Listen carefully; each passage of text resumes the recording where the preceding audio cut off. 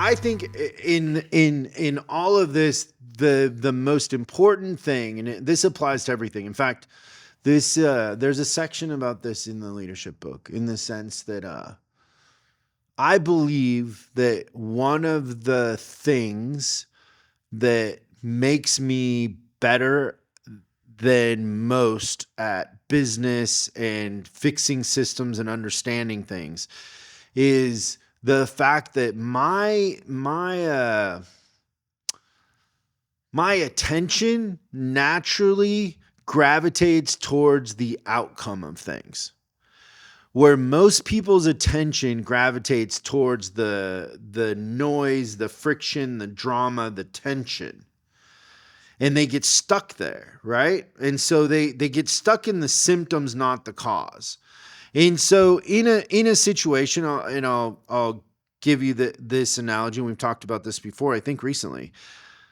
Everybody's going to digital inspections, and there's this company called MPI, and a lot of the manufacturers were trying, because service departments historically are very inefficient. They don't do good inspections. They don't, they're most of the time, they don't even have enough capacity or production to do the work if they offered it, right? And advisors are worried about CSI. It's just all kinds of issues. And so the idea is, well, if we have a digital inspection and we track everything, that's better than nothing in a sense, which is maybe true, really. But we weren't doing nothing, so it wasn't better than what we were doing. But I would get threats and the whole thing, like, you got to put this in. And I'd be like, well, whenever I put it in, the sales go down. And if you guys want to pay me, I'll fix your, I would tell MPI this. I'm like, I'll fix your guys' thing if you want to pay me, but your thing is flawed. Like, it doesn't, and you're old school. You don't understand, but all the stuff that people do when you don't agree with them or whatever. But the truth of the matter is your sales would go down when you put that in. If you put that in and everybody followed it, your sales would go down. And the reason why so I'm focused on, do my sales go up or do they go down? That's all I care about. Mm-hmm. Like, is the customer experience better or worse? If it's worse, why am I going to do it? Because everybody else is doing it? Because we love technology? Why? To me, it just doesn't make any sense why I would do something. Why I would spend all that money, disrupt the system, then to have my numbers go down. Like, it doesn't make any sense. Now, the reason why the numbers were going down is because in MPI, the tech would fill it out, parts would put the parts in there.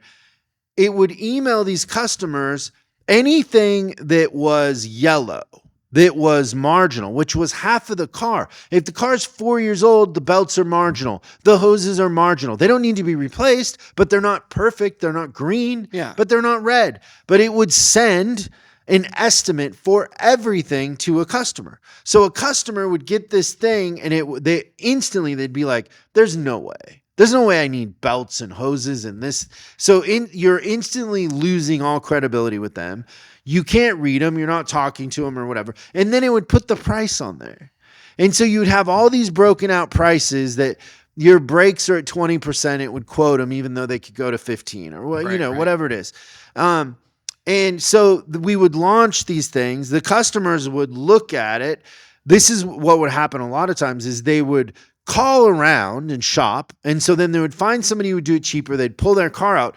What happens when they get to Joe Schmo service department with this laundry list of stuff and they look at it and what do they tell the customer? You didn't need any of that stuff. Yeah. And so terrible design of the thing. Now, then you get to the point, okay, you can turn off the yellow. It still is you're giving somebody a shopping list and you have no way of selling value. They would have these videos, like you thought customers were going to click on links and go watch videos on brake fluid. Like, customers don't want that.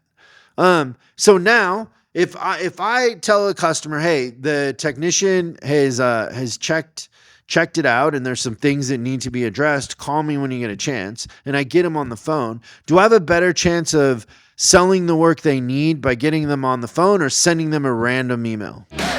Thanks so much for watching this clip of Service Driving Revolution. We're uploading new stuff every day, so make sure you subscribe and click the bell icon so you don't miss out. If you have a question you'd like us to answer on the show, call 8333-ASK-SDR and we'll answer your question on the show. That's 8333-ASK-SDR.